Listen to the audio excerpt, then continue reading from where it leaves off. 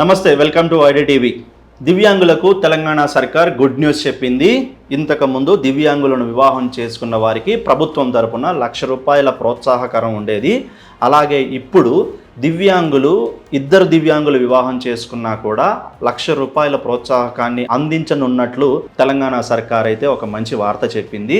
ఇద్దరు దివ్యాంగులు వివాహం చేసుకుంటే వారికి ప్రభుత్వం తరపున ₹1,00,000 ఆర్థిక సాయం అందనుంది.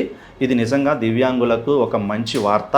ఈ ₹1,00,000 ఆర్థిక సాయం అందుకునేందుకు కూడా ఇద్దరు దివ్యాంగులకి ఉండవలసిన అర్హతలు, ఇద్దరు దివ్యాంగులు వివాహం చేసుకున్నట్లయితే గనక వివాహ తేదీ 18 ఏళ్ళు నిండి ఉండాలి అమ్మాయికైతే, అలాగే అబ్బాయికి 21 సంవత్సరాలు యథావిధిగా అందరికీ ఉన్న కండిషనే.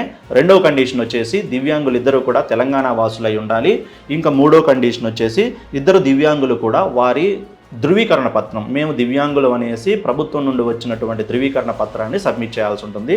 ఈ 3 కండిషన్స్ సబ్మిట్ చేసిన వారు ఎవరైతే ఉంటారో, అలాగే ఇకపై ఇద్దరు దివ్యాంగులు వివాహం చేసుకుంటే మాత్రం ప్రభుత్వం నుంచి ₹1,00,000 ఆర్థిక సాయం అందనుంది.